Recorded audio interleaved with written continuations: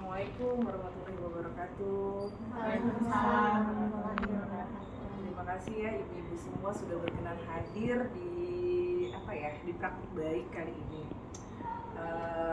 Terima kasih sudah bisa meluangkan waktunya untuk mendengarkan atau menyimak praktik baik yang kemarin saya baru dapat pelatihan dari BGTK. Oke, untuk memacu semangat kita nih ya untuk melihat presentasi dari saya, sekarang coba kita ice breaking dulu gimana? Ibu-ibu silahkan menyebutkan satu kata dan kata ini akan terhubung menjadi satu kalimat.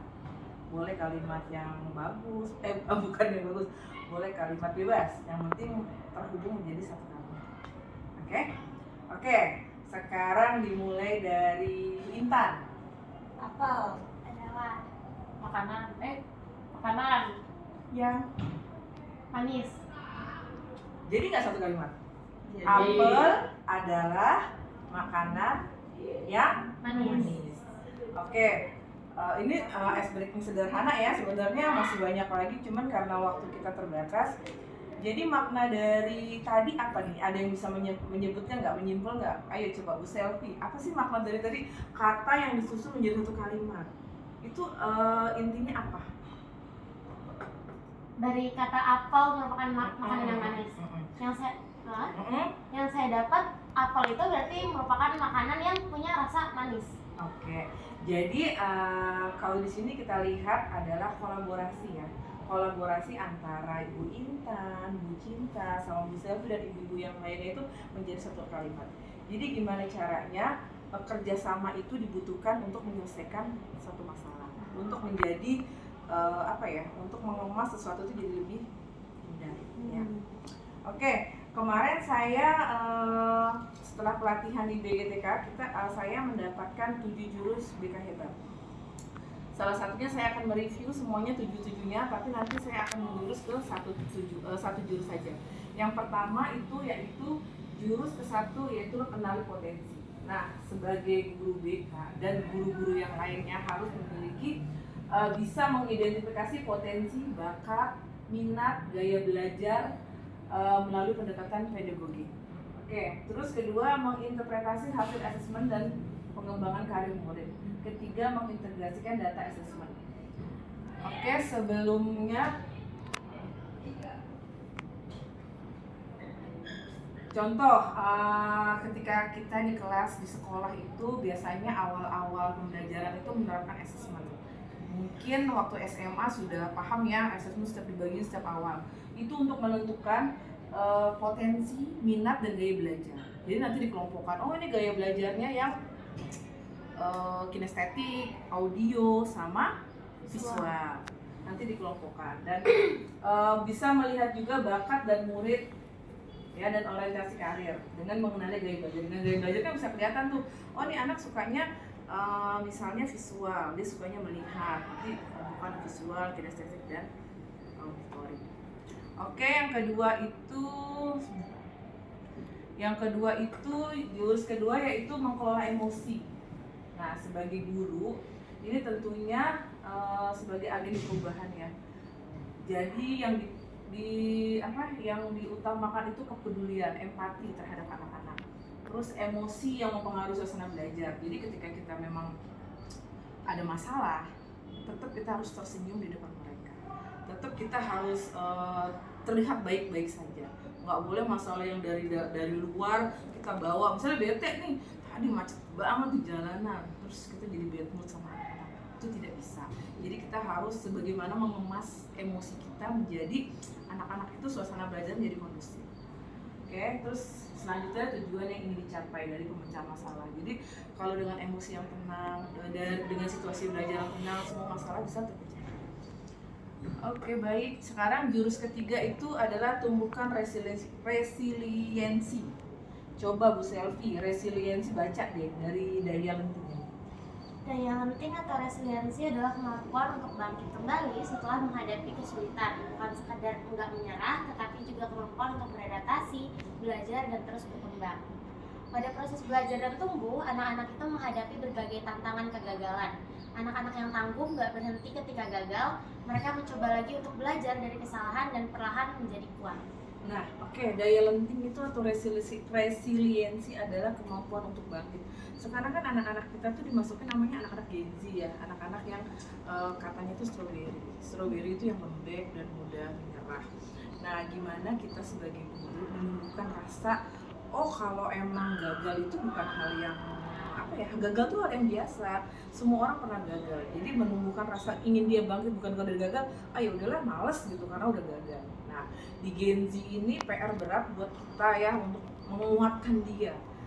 Saya pernah bilang ke anak-anak, ketika kamu dicap sebagai generasi strawberry, sebenarnya strawberry itu mewah loh. Kamu coba lihat, harga jus strawberry sama es teh Solo lebih mahal banget. Lebih mahal jus strawberry, makanya kamu tuh lebih berkelas ketimbang es teh manis itu. Coba sekarang, ada nggak sih jus strawberry itu di warteg? Nggak ada, Bu. Ya, adanya di mana? Adanya di kafe, ya kan, di restoran. Itu levelnya lebih tinggi. Jadi jangan kamu ya udahlah emang generasi lemah.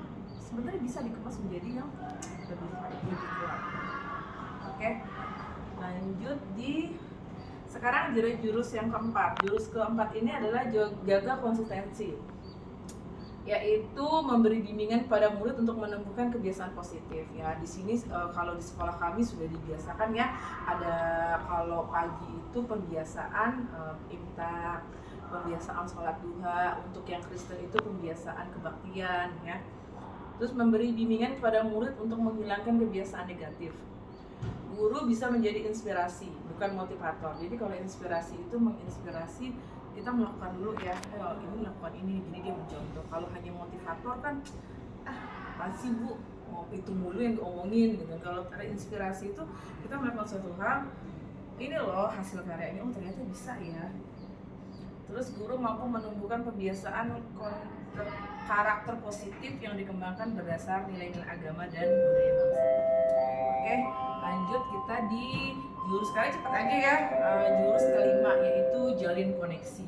Guru mampu menjalin koneksi dan melakukan komunikasi empatik dalam upaya memberikan dukungan awal kepada peserta didik sesuai dengan kebutuhan psikososialnya. Itu keterampilan membuka percakapan dengan kehadiran penuh. Jadi kalau kita hadir di kelas, membuka percakapan, terus ada tatapan mata, sentuhan fisik, itu membuat rasa rasa nyaman dan rasa kondusif di kelas. Keterampilan merespon empatik, keterampilan refleksi perasaan individu. Sekarang ditanya nih setiap pagi, apa yang kamu rasakan pagi ini? Tadi kamu gimana di jalan? Ketemu apa ada hal baru yang kamu temukan? Nanti banyak tuh, oh ya Bu, tadi saya di jalan gini Bu, ketemu dengan nenek yang mau nyebrang, terus saya tolong gitu kan. Terus ada juga, saya terjadi kecelakaan Bu. Jadi tadi merefleksi perasaannya dia pagi itu, apa dia bete atau mood kan. Terus mengelola masalah dan mengembangkan peluang positif, pilihan tindakan bertanggung jawab. Oke, ini lanjut yang kelima ya, yang keenam. Nah, jurus keenam ini yang saya ambil, yang saya kupas, yaitu bangun kolaborasi. Guru BK atau guru kelas mampu menerapkan kolaborasi dengan keluarga, sekolah, masyarakat, dan media. Guru mampu mengidentifikasi permasalahan yang dialami murid untuk diselesaikan secara kolaborasi dengan para pemangku kepentingan. Oke, jadi kalau di BK ini kita penting banget bangun kolaborasi. Kenapa? Karena kalau kita sudah berkolaborasi, permasalahan itu akan terselesaikan dengan cepat. Ya, permasalahan itu bisa misalnya ada kasus nih, dia menurun nih proses belajarnya, dia menurun, suka murung. Nah, saya sebagai guru BK atau guru walas atau itu merancang menjalin kolaborasi dengan orang tua. Kalau misalnya memang dia sangat benar-benar depresi atau stres, kita menjalin kolaborasi dengan psikolog. Ya kan, bisa dengan kalau misalnya berkaitan dengan tawuran, kita kan jalin kolaborasinya dengan kepolisian. Jadi menurut saya hal yang paling penting di BK ini yaitu membangun kolaborasi. Jadi kolaborasi antara semua pihak agar masalah mudah terpecahkan. Kalau diselesaikan dengan sendiri kayaknya itu malah tidak terselesaikan karena jadi buntu. Pernah ada kasus yang mungkin ini yang ada satu anak ini dia kecewa dengan satu guru dan dia nggak mau sekolah dan mau ini. Akhirnya gimana caranya nih anak mau sekolah? Akhirnya saya berkolaborasi dengan seluruh pemangku kebijakan di situ, kepala sekolah, orang tua, sampai ke psikolog, sampai ke guru tersebut. Ya, kita bermediasi, terus kita merancang, ini harusnya diselesaikan seperti ini terstruktur. Akhirnya anak itu mau sekolah kembali. Itulah kolaborasi ya, itulah menjalin kerjasama. Kalau saya sendiri yang menyelesaikan nggak akan mungkin, cuma memotivasi, ayo dong kamu sekolah. Dia nggak mau enggak bu, nanti gitu lagi. Oke ya, guru terampil merancang strategi pemecahan masalah dengan melibatkan berbagai pihak. Nah ya tadi berbagai pihak ya semuanya. Oke. Terus mengapa sih kolaborasi itu penting? Kolaborasi itu berfungsi untuk mendukung perubahan sistem yang memastikan kesetaraan dan akses pendidikan yang berkualitas bagi setiap murid.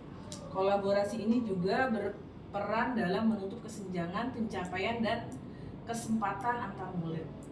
Lalu melalui kolaborasi yang efektif, guru BK mengintegrasikan sumber daya dan keahlian dari berbagai pemangku kepentingan. Yang tadi ya pemangku kepentingan ada psikolog, bisa dengan dokter, bisa dengan berbagai yang mendukung permasalahan itu secara holistik, baik dengan aspek akademik, sosial maupun emosional. Ya gitu ya, kolaborasi. Cepet banget sih.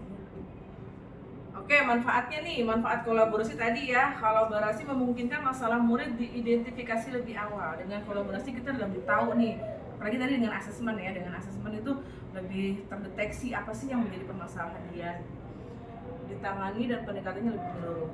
Dengan menggabungkan pengetahuan, keterampilan dan berbagai pihak, masalah yang akan dihadapi murid dapat diselesaikan lebih efektif. Sebagai contoh, jika seorang murid mengalami kesulitan belajar yang disebabkan oleh masalah emosional, kolaborasi antara guru kelas, guru BK akan memastikan bahwa masalah tersebut ditangani dengan dua sisi, akademik dan emosionalnya dengan pendekatan yang terintegrasi. Oke. Jurus ketujuh nih, jurus yang terakhir ya, yaitu menata situasi. Guru mampu mengoptimalkan peran seluruh ekosistem sekolah dalam menciptakan iklim sekolah yang aman, nyaman, dan menggembirakan. 1. Menganalisis 5 unsur dari berpikir sistem. 2. Mengenali ancaman, kerentaan, dan kapasitas untuk pengurangan risiko dalam membangun lingkungan belajar yang aman, nyaman, dan menggembirakan. 3. Mengkomunikasikan prinsip berpikir sistem dengan prinsip pengurangan risiko dalam membangun lingkungan belajar yang aman, nyaman, dan menggembirakan. Oke, demikianlah 7 jurus BK hebat yang sudah saya dapati ya di BKTK. Semoga bermanfaat untuk kita semua. Terima kasih atas kehadirannya. Assalamualaikum warahmatullahi wabarakatuh.